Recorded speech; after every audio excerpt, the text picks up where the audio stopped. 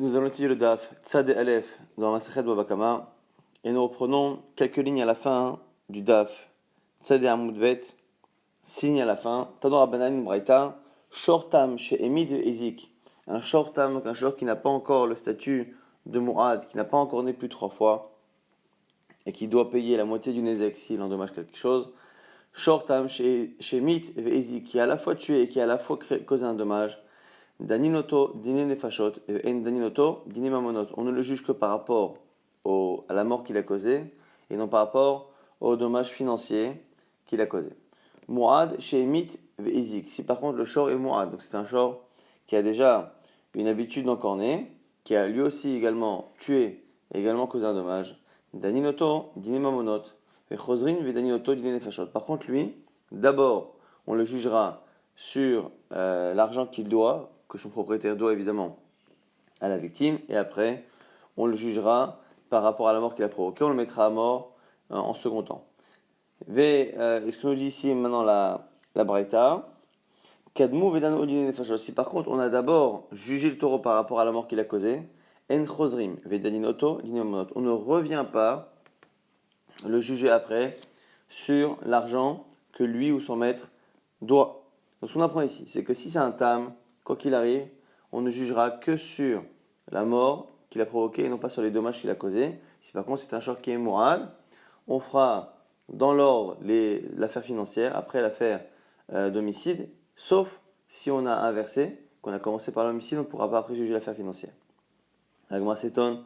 Qu'est-ce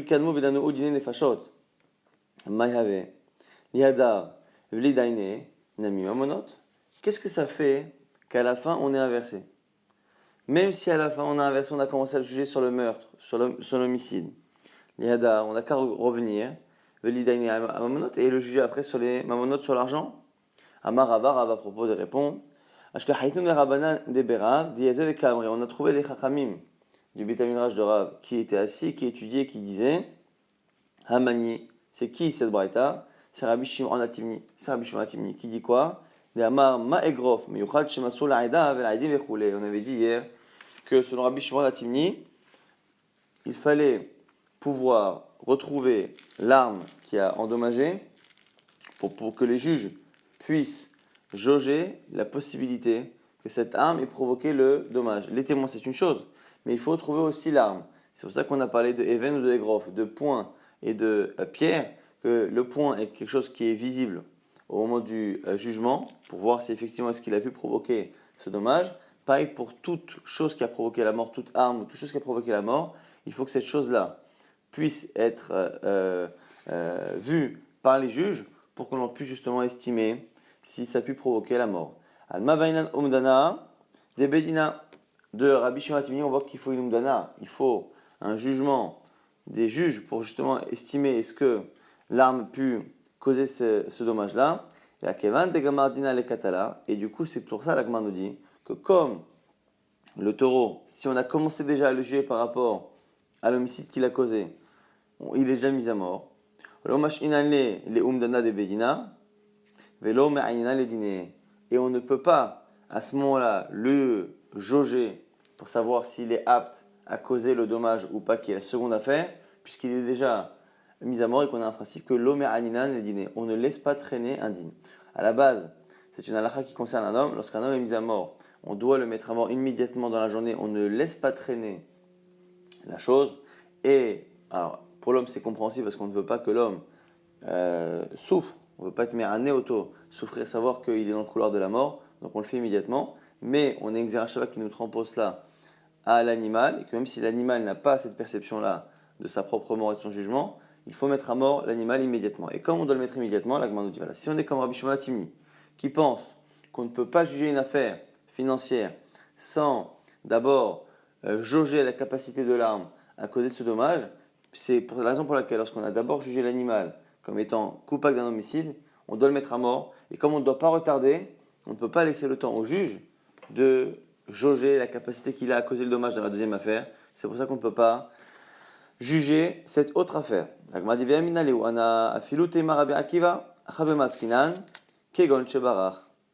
Gemara donne une autre possibilité. Elle dit non, on n'a qu'à dire que c'est même comme Rabbi Akiva, que c'est pas forcément Rabbi Shimon HaTimni. Rappelez-vous que Rabbi Shimon HaTimni discute avec Rabbi Akiva. Et on n'a qu'à dire que c'est spécial ici. C'est un cas où le Baal Hachor, le propriétaire du taureau, s'est enfui. Et quand le propriétaire du taureau s'est enfui, on ne peut pas juger. On ne peut pas juger son taureau pour les dommages qu'il a causés, puisque lorsque l'on juge le taureau de quelqu'un, ça va être les biens financiers de la personne qui seront éventuellement pris, et on ne peut pas juger quelqu'un et le rendre chayav, et le rendre coupable en son absence. La Gemara dit, si c'est ça, Ibarach, Kilo danu ou dine nefashot, echi daine nale, dine mamonot, belo be'alim. La Gemara dit, attends, mais si c'est un cas où le propriétaire s'est enfui, pourquoi dans la Braïta on a dit que comme on a jugé les affaires d'homicide, on ne peut pas juger après l'affaire de dommages et l'affaire financière? Puisque finalement, si c'est un cas où le propriétaire s'est enfui, même dans un cas où on n'a pas précédé et on n'a pas commencé à juger l'affaire d'homicide, quoi qu'il arrive, même si dès le départ on veut commencer à juger la personne par rapport aux dommages causés par son animal, on ne peut pas le faire s'il n'est pas là. Donc pourquoi finalement dans la Braïta ça a l'air de dépendre du fait qu'on ait commencé à juger le taureau sur l'homicide ou pas, alors que si tu dis que c'est un cas où il s'est enfui, ça ne change rien. La Gemara dit des Kabil, Saadé ou Bara. La Gemara nous dit c'est un cas où le propriétaire, ou plutôt le juge, a reçu des témoins, et une fois qu'il a reçu les témoins sur ce qu'a fait l'animal, le propriétaire est parti. La Gemara dit sauf, Mecha Mishtalem, comment il va payer? La Gemara dit Miridia, on va le faire travailler. Donc la Gemara imagine un cas un peu particulier, un cas où on a jugé l'animal sur l'homicide. Après l'avoir jugé sur l'homicide, on commence à le juger sur le dommage qu'il a causé. On amène des témoins qui apportent la preuve que l'animal a bien causé un dommage. Et dans ce cas-là, comme il est parti, on ne peut pas juger. Par contre, dans le cas où on n'a pas jugé sur l'affaire financière et que dès le départ, on commence à amener des témoins et le propriétaire du taureau s'enfuit, même si normalement on ne peut pas le faire payer avec le taureau, puisque le taureau doit être mis à mort. Ici, qu'est-ce qu'on fait? On va faire travailler le taureau, on va le faire labourer, et avec l'argent qu'on va gagner en entrée des taureaux, on va rembourser le dommage, et après on le mettra à mort. Donc on va dire, Achi, Tam, Dedaini Damamonot Verisha, Venishtalem Merdia, Dadar, Dedaini, Dedaini Fajot. La Gemara dit, pourquoi on ne fait pas ça pour le short tam? Le short qui est tam, un taureau qui est tam, on a plusieurs halachot, et entre autres le fait qu'il paye la moitié du dommage, et aussi que l'on ne paye le dommage causé que migoufo, qu'avec le taureau lui-même. On ne peut pas prendre les biens de la personne. Donc la Gemara dit, alors c'est pour ça que tam, comme on ne peut pas prendre ses biens, on ne peut rien faire, puisque l'animal doit être mis à mort, et que d'un autre côté, le propriétaire, on ne peut pas lui prendre ses biens, finalement on ne peut rien faire. Mais la Gemara dit non, maintenant que tu m'as appris que l'on peut faire travailler l'animal avant de le mettre à mort, ça s'appelle compromis goufo. La Gemara dit non, Maravarmi, Bere de Ravkana, Zotomeret Redia, Alia de Maro. La Gemara dit non.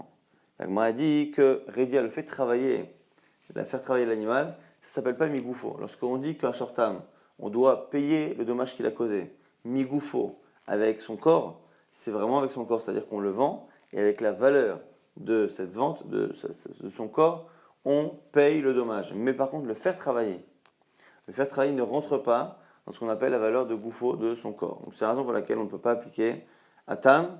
Et donc du coup, la Gemara dit que finalement ça peut être soit Rabbi Shimon HaTimni effectivement et que c'est un problème d'estimation, soit c'est pas selon Rabbi Shimon HaTimni, c'est selon tout le monde et c'est juste un cas où le propriétaire s'est enfui. C'est la raison pour laquelle on ne peut pas appliquer, dans le cas où on a commencé à le juger sur l'omission, on ne peut pas appliquer le din sur le dommage, mais par contre, pour le tam, on ne peut pas dans tous les cas l'appliquer à partir du moment où on ne peut pas lui prendre ses biens personnels et que le fait de faire travailler l'animal avant de le tuer n'est pas non plus une manière de payer migoufo. Comme justement on a parlé de umdana, d'estimation de la capacité de l'animal à pouvoir justement causer ce dommage ou pas, la Gemara pose une question maintenant globale, il va rien aller où? Question du Beth Midrash. Yesh omed linzakim, oen omed linzakim. Est-ce que pour un dommage qui a été causé, est-ce que la question maintenant qui se pose, c'est est-ce que l'on estime l'arme ou la chose qui a causé le dommage? Est-ce que les juges ont le devoir d'estimer est-ce que la chose en question a la capacité de causer ce dommage ou pas? Mi amrinan, le katala de amdinan, bachi nafka neshama, bachi lo nafka neshama. Avalinzakim kol deu odima loshna. La question étant, est-ce que pour la mise à mort, ça on l'a appris?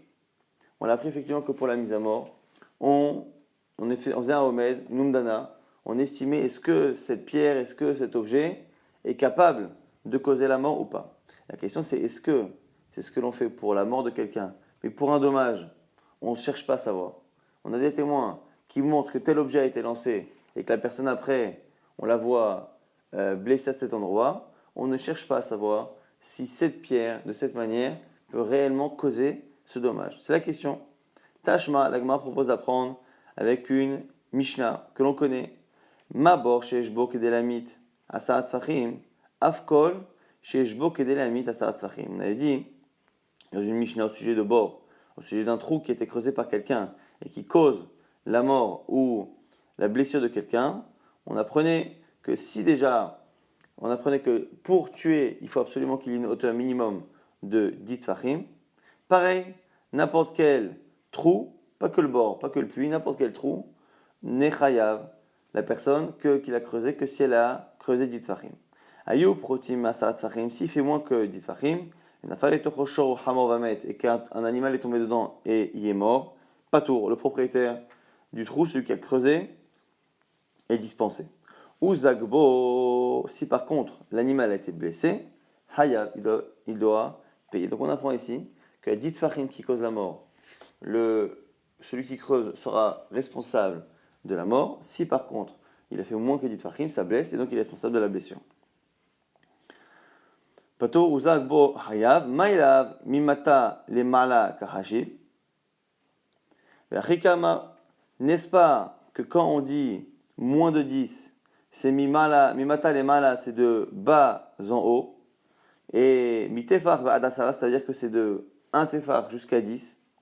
Mita aleika nizakim mika, et on voit finalement qu'on ne paye pas pour la mort, mais qu'on paye pour le dommage. Amal nizakim kol deu, shma mina enomdin nizakim.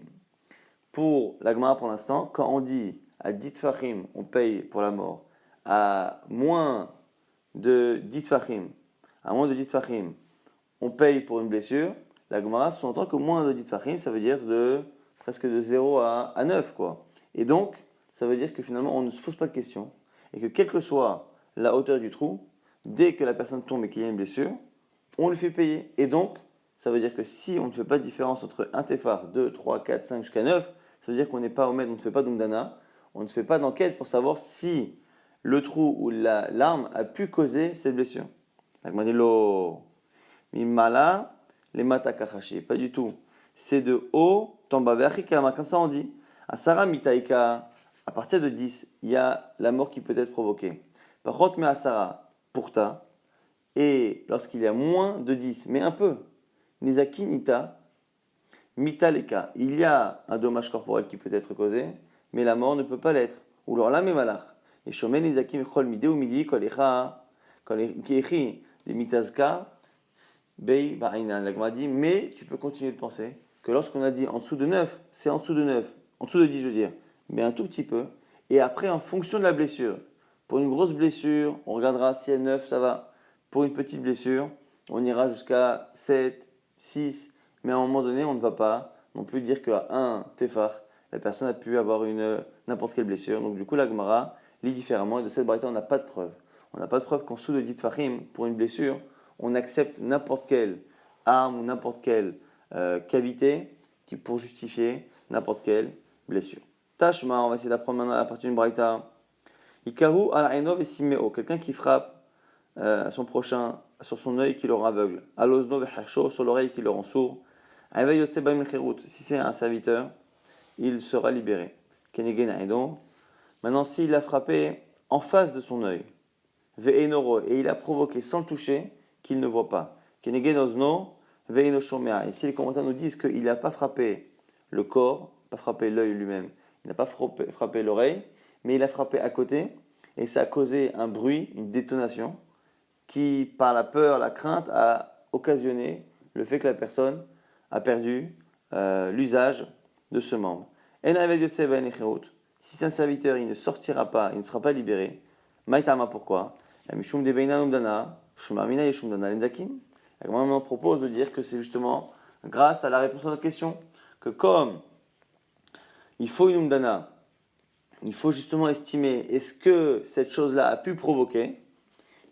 Et c'est la raison pour laquelle on ne sort pas le serviteur, parce que le serviteur, justement, il faut qu'il sorte avec quelque chose qui est objectif. Et donc, le fait que le serviteur ne sorte pas, alors qu'ici, on a tout de même quelque chose qui a causé, indirectement ou pas, le fait qu'il ait perdu son œil ou qu'il ait perdu son oreille, c'est une preuve selon la Gemara qu'on a besoin d'estimer, et que comme ici, on a estimé que globalement, c'était pas quelque chose qui en général le faisait, c'est pour ça qu'il n'est pas libéré. La Gemara dit non, c'est pas une preuve. Lo, mishum namrinan, hu de avait nafshe.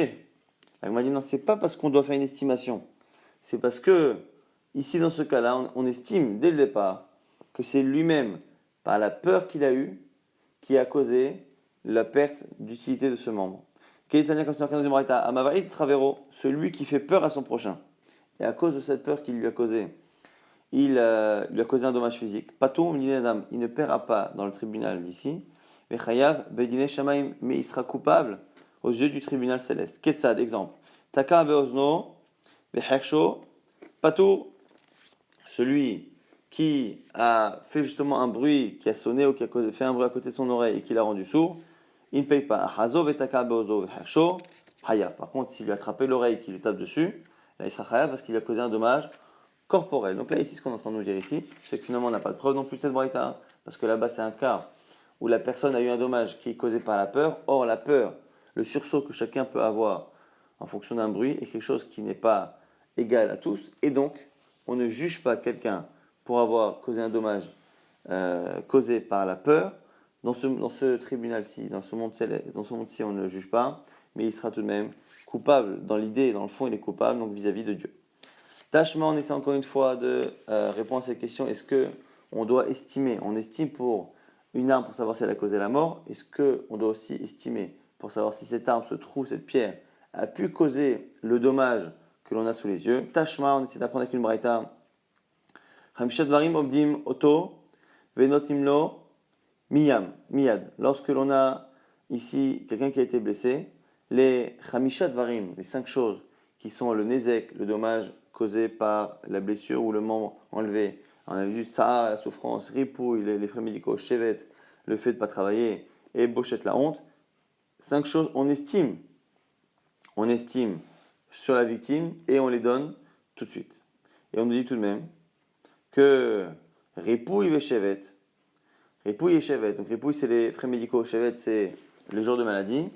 Amadohu vaya mitnave veoler en notimlo et la kemoshamado.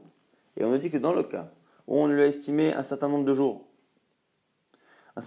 et finalement il met plus de temps à guérir, on ne lui donne pas plus que ce qui a été prévu.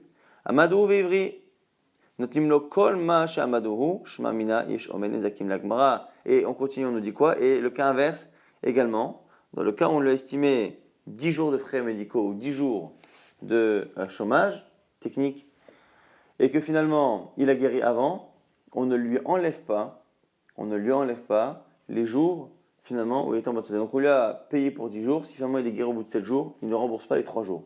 Et à l'inverse, comme on a dit au début, si on lui a estimé 10 jours et que finalement ça lui a pris 15 jours, on ne lui paiera pas les 5 jours supplémentaires.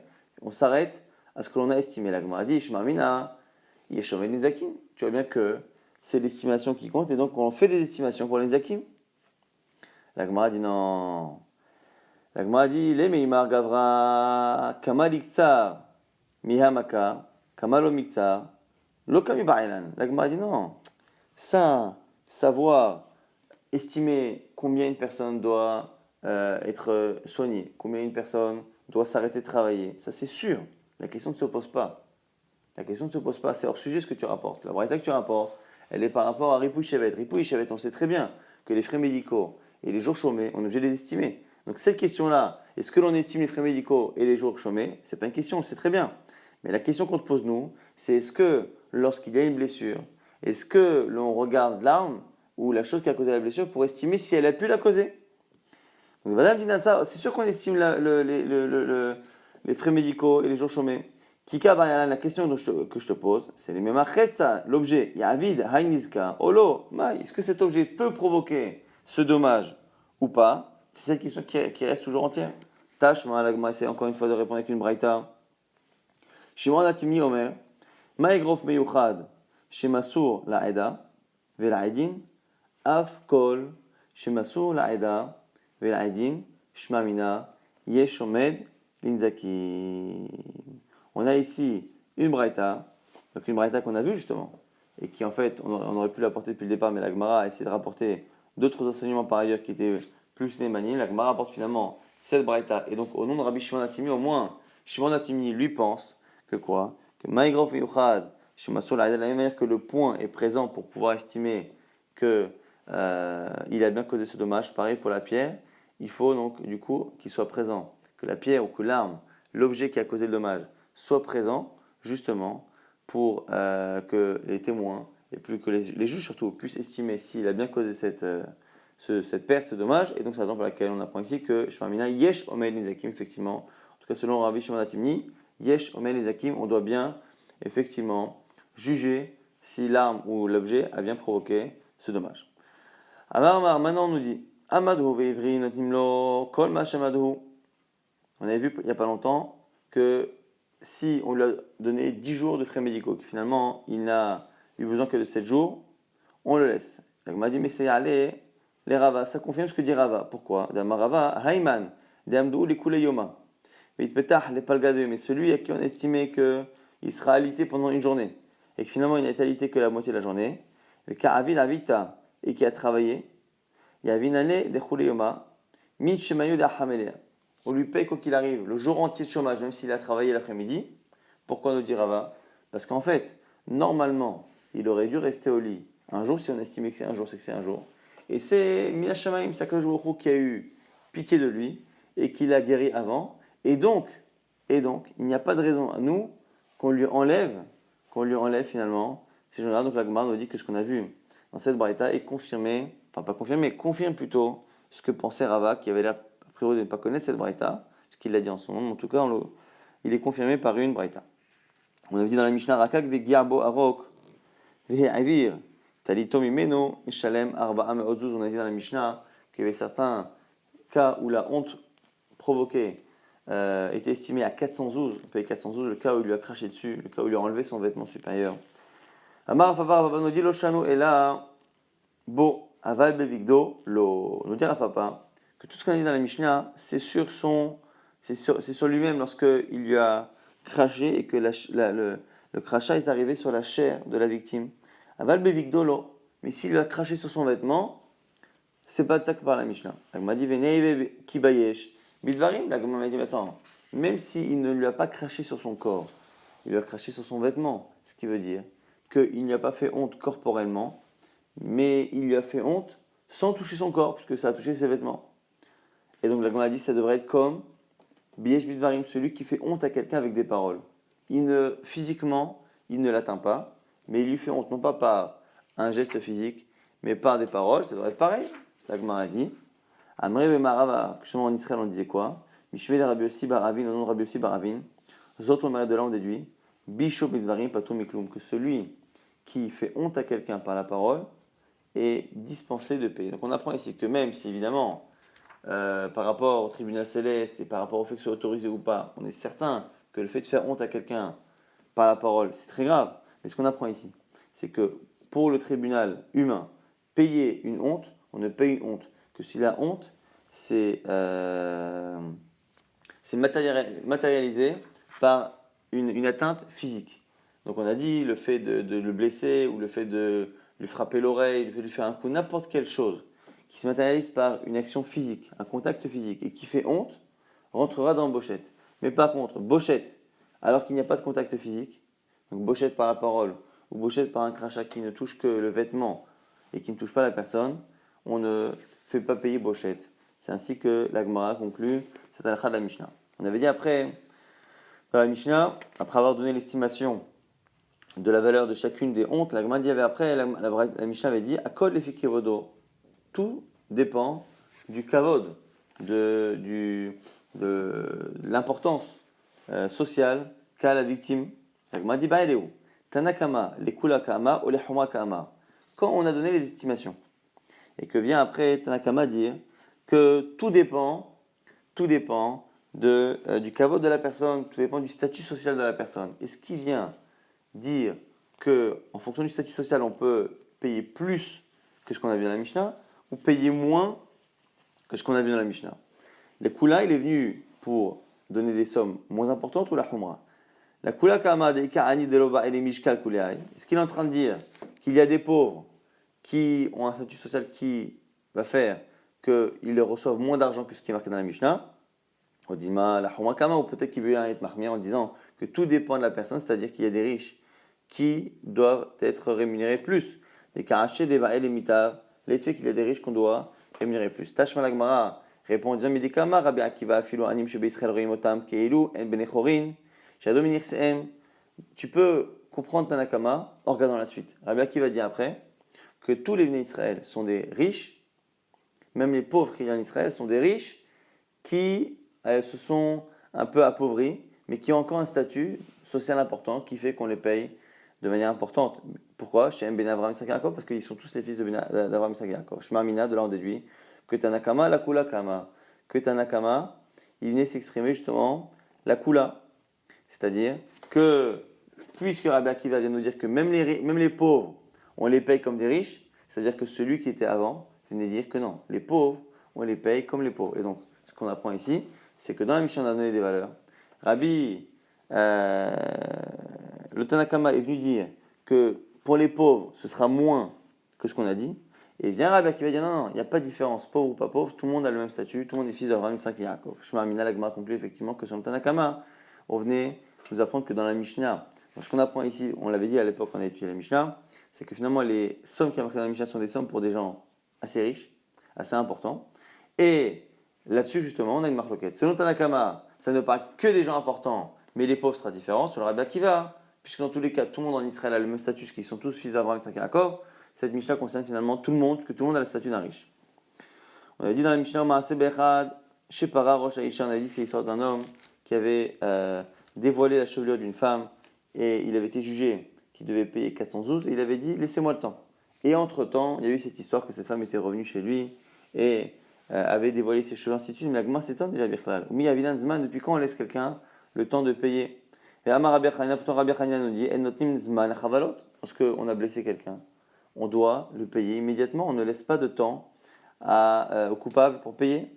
La Gemara dit Que Loya Avinan Zman Nechabala, tu as raison, pour une blessure. Nechasre Mamona, parce que ça fait perdre de l'argent à la victime. La victime doit avancer des frais médicaux, perd les jours de travail, ainsi de suite. Et donc, il y a réellement des pertes si on ne paye pas pour une blessure. Aval, les bochettes, de l'ochasre mamona yavinan. Mais par contre, pour la honte qui a été causée, puisque là, le fait de ne pas rémunérer immédiatement le dédommagement d'une honte ne cause pas de perte à la victime, on peut laisser un certain temps au coupable pour régler ce dédommagement. Maintenant, on dit Shamra, Ormedet, Alpetar. Khatsera, mais on a dit que du coup il a laissé attendre et elle est venue à la porte de sa maison et lui on avait dit qu'il avait cassé une cruche dans laquelle il y avait un tout petit peu d'huile et elle n'a pas eu honte, elle a enlevé ce qui recouvrait sa tête et elle a montré ses cheveux pour mettre un peu d'huile et il a dit à ce moment-là, mais il a dit tu vois bien que cette femme-là, je n'ai pas à lui donner 412 alors qu'elle-même se fait honte en montrant ses cheveux. Alors, il m'a dit, Tania, pourtant c'est une braïta qui dit Amalo Rabbi Akiva. Tsalalta b'ma'im adirim ve'aileta hayaz biyadecha adam rachai lahabol be'asmo. Dans une braïta, qui est une autre version de cette discussion, on voit que Rabbi Akiva lui a répondu lorsque la personne lui a dit mais attends, pourquoi tu me fais payer 412 pour une femme qui elle-même se fait honte? Réponse de Rabbi Akiva Tsalalta b'ma'im adirim ve'aileta hayaz biyadecha. Ici c'est une expression, c'est qu'en gros, tout ce que tu dis, tout ce que tu argumentes, c'est pour du vent. Finalement, tu as cherché dans une eau qui était forte et tu as finalement dévoilé une eau qui était claire. Et en cherchant dans cette eau, tu n'as pris que du kheres, que de l'argile. C'est-à-dire que tu as cherché quelque chose mais tu n'as rien trouvé en gros. Pourquoi? Adam Racha la Chabol Be'asmo. Un homme a le droit de se faire mal. Et ça, c'est ce que propose cette braïta. Cette version de cette braïta nous dit que Rabbi Akiva lui a dit mais comme un homme peut se faire mal, elle a le droit de se faire honte. Et toi, de l'autre côté, tu n'as pas le droit de lui faire honte. Mais le problème, c'est que chez nous, on avait une version différente. Rabbi Akiva, lorsqu'il répondait à ce coupable, il lui disait, non, même si quelqu'un n'a pas le droit de se faire du mal, s'il le fait, il ne paye pas, mais par contre, toi, quand tu le fais, tu dois payer. Agma s'étonne. Elle dit, chez nous, dans la Mishnah, on dit qu'on n'a pas le droit de se faire du mal, et on a l'air de dire qu'on a même le droit de se faire du mal. Agma, Amar Rava, Rava répond, Lokashia, Kan bachabala, Kan beboshet. Ça dépend si on parle d'une blessure, ou si on parle d'une honte. Sous-entendu, on pourrait se faire honte, mais pas se blesser. L'agma dit, mais attends, Vehamatnitin beboshetu, mais notre Mishnah, elle parle de la honte. Elle parle de la honte. Et comme elle parle de la honte, comment Rabbi Akiva dit qu'on n'a pas le droit de se faire honte? Puisque tu es en train de dire, toi, Rava, que la honte on peut, mais que la blessure on ne peut pas. Et Katania Chovel Ba'atzmo Afalpi Shenu Varachai Pato, et c'est Rabbi Akiva lui-même qui a dit que celui qui se cause une blessure, même s'il n'a pas le droit, il ne paye pas. Agma dit Achikama, comme ça on dit dans la Mishnah en fait. L'homme il va y abocher d'Adam Rachai Lebayesh et Atzmo. C'est sûr que ce que tu dis c'est nul parce que la honte, on a le droit de se la causer. Et la filou chavala, sache que même une blessure, que ça, qu'un homme n'a pas le droit de se faire, comme lui n'a pas le droit de se la faire, même s'il n'a pas le droit de se la faire, mais que lui donc, ne doit pas payer s'il se la fait, toi-même toi tu dois payer. Donc l'Agmara valide le chilouk de Rava. Effectivement, lorsque quelqu'un, on n'a pas le droit de se blesser, mais on a le droit de se faire honte, et dans la Mishnah, on a parlé finalement même de quelqu'un qui se blesse. Pourquoi? Pour montrer que même quelqu'un qui se blesse, qui n'a pas le droit de le faire, mais qui est dispensé lorsqu'il le fait, lorsque quelqu'un d'autre le fait, il est chayav de le dédommager. Dans la Gemara reprend une idée qu'on vient de voir avec En Adam, est-ce qu'un homme n'a pas le droit de se faire souffrir? De se blesser, c'est Maraita Yachol, Nishba, Lehara, Be'atzmo, Lohera Yepatou, lorsque la Torah a parlé d'un homme qui a juré de faire quelque chose et qui ne l'a pas accompli. Il est chayav, il doit payer et il est chayav d'apporter un korban parce qu'il a juré en vain et que finalement il n'a pas accompli sa parole. Maintenant, la Braïta se pose la question. Est-ce que s'il a juré de se faire du mal et qu'il ne l'a pas fait, est-ce qu'il est chayav ou pas? Tamoulomar, lehara oleitiv. C'est marqué dans la Torah, lorsqu'un homme va évoquer un serment, un engagement, lehara oleitiv, pour se faire du mal ou se faire du bien. De là, on voit que même s'il jure de se faire du mal, tant qu'il ne le fait pas, il est chayav. Ma'atava reshut, avara reshut. De la même manière que se faire du bien, c'est pas obligatoire, pareil pour s'autoriser, pareil pour le fait de se faire du mal. Avinishba la rabbe asmo, veloera. Donc, la Gemara dit que soit pour lui ou pour un autre, c'est pareil. Donc, on voit que l'on a le droit de se faire du mal. La Gemara dit, Amarsh Moel, be'eshev beta'anit. La Gemara dit non. C'est pas quelqu'un qui se fait du mal physiquement, qui se blesse, c'est quelqu'un qui s'engage à être à jeun, à ne pas manger. Il jure qu'il ne mangera pas. Il jure qu'il sera à jeun. Et donc, ça s'appelle les haras, parce qu'il se fait un peu du mal. Mais ça ne vient pas m'apprendre qu'on est autorisé à se blesser. La dit des kavata gabe haraat achirim. Le shivam beta'anit achirim mi motive le ou beta'anit. La Gemara dit c'est un problème. C'est que dans la braïta, on voit qu'on met sur le même plan ce qu'il jure par rapport à lui, ce qu'il jure par rapport aux autres. La hara oleitiv, qui jure pour le bien ou pour le mal, et que ce soit pour les asmo ou l'achirim, pour lui ou pour les autres. Or, faire une blessure ou causer un dommage à quelqu'un, on peut imaginer, qui jure de causer un dommage à quelqu'un ou de se causer un dommage à lui-même.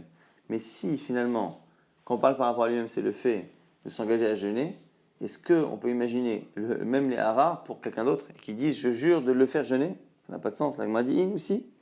Des avec les ou, bein dourna. Il l'enferme dans une pièce. Donc il peut très bien jurer et dire voilà, je jure que je vais empêcher cette personne de manger pendant 2 heures. Et il l'enferme, il l'empêche de manger. Il ne peut pas l'engager à être à jeun, mais il peut l'empêcher. La Gemara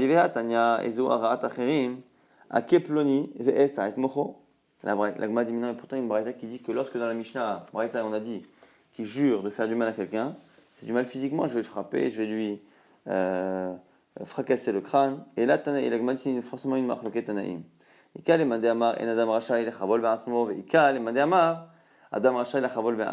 marloquette Tanaïm. Certains Tanaïm pensent qu'un homme peut se blesser, a le droit de se blesser, et d'autres pensent que non. Et on m'a dit, Mantana deshmakle, qui est le Tana qui pense qu'un homme n'a pas le droit de se faire du mal, de se blesser. Elle m'a dit, il est mahaitana, si tu dis que c'est ce Tana des Tana qui est dans une braïta, ve'ach, Edimchem lenafshotechem edrosh. C'est marqué dans un passage que le sang de vos âmes, je vais demander. Rabbi Elazar Omer, yenafshotechem edrosh edimchem medinma ketalashane. C'est là-bas, c'est marqué sur le Rabbi Elazar que c'est Akadosh Baruch Hu qui va demander aux âmes de chacun de répondre du sang qu'elles ont versé.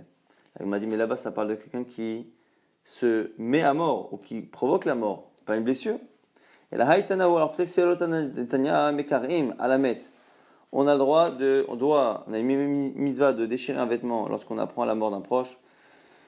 Vélo, midarke et mori, et ça ne fait pas partie des choses interdites parce que c'est un usage des peuples émoréens. Amar Abelazar nous dit, Shamati, Shamkare almet yotem idai, loke mishum batashrit. Abelazar nous dit, celui qui déchire son vêtement trop, on le frappe, il les renverse, il transgresse l'interdit de batashrit, de gâcher, d'abîmer des habits ou de l'argent ou de la nourriture, c'est batashrit. Il m'a dit, les kosheken, goufo, et à fortiori son corps, si déjà, on n'a pas le droit de déchirer un vêtement pour rien. Dès qu'on dépasse la misa de créa, a fortiori que le corps ne doit pas être abîmé. Il m'a dit, Vidilma Begadim Shane, c'est différent les habits. Pourquoi des Seida de Loadahu? Parce que la perte causée par un dommage ne revient pas naturellement, alors que la peau, la chair cicatrise. Kiha de Rabbi Yochanan, comme Rabbi Yochanan, car elle émanait Mechabututa. Car Rabbi Yochanan faisait attention à ses habits, il disait que ses habits, c'est eux qui lui donnent du kavod. Et Rav Chizda, Kadava Misage, Bene Izme Vehige. Et Rav Chizda aussi, il faisait tellement attention à ses habits que lorsqu'il se promenait dans des endroits avec des ronces, Madle Léou les manées, il levait ses vêtements pour pas qu'ils s'abîment, en disant, par rapport à ses jambes qui finalement prenaient les ronces et les orties à la place de ses habits, Avar, Zema Laroucha, ça guérit et ça ne guérit pas. Donc finalement, on voit bien que c'est l'inverse, que le fait que la chair cicatrise et pas les vêtements fait finalement qu'on fait attention aux vêtements, mais ce qui ne veut pas dire que l'on fait attention au corps. Donc on n'a toujours pas trouvé le Tana qui pense qu'on n'a pas le droit de se faire du mal. Et là, c'est ce Tana qui dit quoi? Le Tana Amar Rabbi Elazar, à Kapar, Rabbi Elazar Kapar, le fils de Rabbi, dit quoi? Matamuloma, vechiper alav me'asher hatal anafesh. On parle d'un nazir, quelqu'un qui s'engageait à ne pas consommer de vin ni de produits de la vigne, et on dit que même s'il a fait une bonne nésiroute, à la fin il doit porter un korban. Et pourquoi un korban khatat? Parce qu'il a fauté par rapport à une âme. Il m'a dit, mais contre qui cette personne a fauté? Et là, forcément, on dit Rabbi Elazar Kappa, c'est parce que il s'est fait souffrir en s'interdisant le fruit de la vigne, le vin. Alors, c'est un kalvachomer.